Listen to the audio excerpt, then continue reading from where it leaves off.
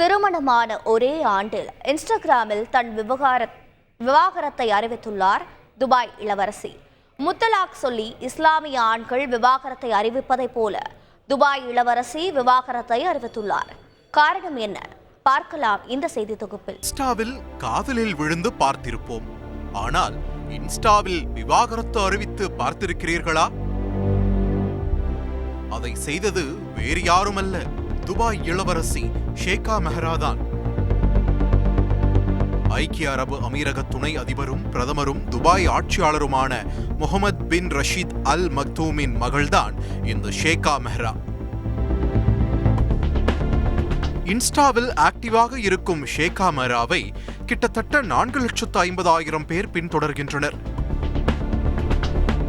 அழகே பொறாமை கொள்ளும் பேரழகி என்பதைப் போல பேரழகும் அறிவும் ஒருங்கே வாய்க்கப் பெற்ற ஷேகா பெண்கள் முன்னேற்றத்திற்காக தொடர்ந்து குரல் கொடுத்து வந்தார். இளவரசி ஷேகாவுக்கும் ஷேக் மனா பின் முகமது பின் ரஷீத் பின் மனா அல் மக்தூமிற்கும் கடந்த 2023 கோலாகலமாக திருமணம் நடைபெற்றது. கிரேக்க தீவான மைக்கோனோஸில் தேனிலவை கொண்டாடினர். 2024 மே மாதம் இத்தம்பதிக்கு அழகான பெண் குழந்தை பிறந்தது. இவ்வாறு தன் வாழ்நாளில் நடக்கும் ஒவ்வொரு முக்கியமான நிகழ்வையும் தனது இன்ஸ்டாகிராம் பக்கத்தில் பகிர்ந்து வரும் துபாய் இளவரசி அந்த வரிசையில் விவாகரத்தையும் இன்ஸ்டாவிலேயே பகிர்ந்துள்ளார். அன்புள்ள கணவரே, நீங்கள் வேறு சிலருடன் தொடர்பில் உள்ளதால் உங்களை விவாகரத்து செய்வதை இதன் மூலம் அறிவிக்கிறேன்.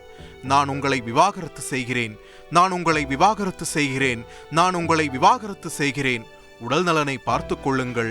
இப்படிக்கு உங்கள் முன்னாள் மனைவி என்று 3 முறை சொல்லி விவாகரத்தை அறிவித்து விட்டார். இஸ்லாமிய சட்டப்படி கணவர் தலாக் என 3 முறை தெரிவித்து முத்தலாக் மூலம் உடனடி விவாகரத்தை அறிவிக்க முடியும். அதேபோல் பெண்களுக்கும் உரிமை உண்டு.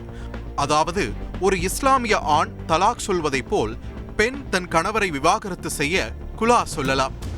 அதேதான் துபாய் இளவரசி ஷேகா மெஹ்ரா விஷயத்திலும் நடந்துள்ளது.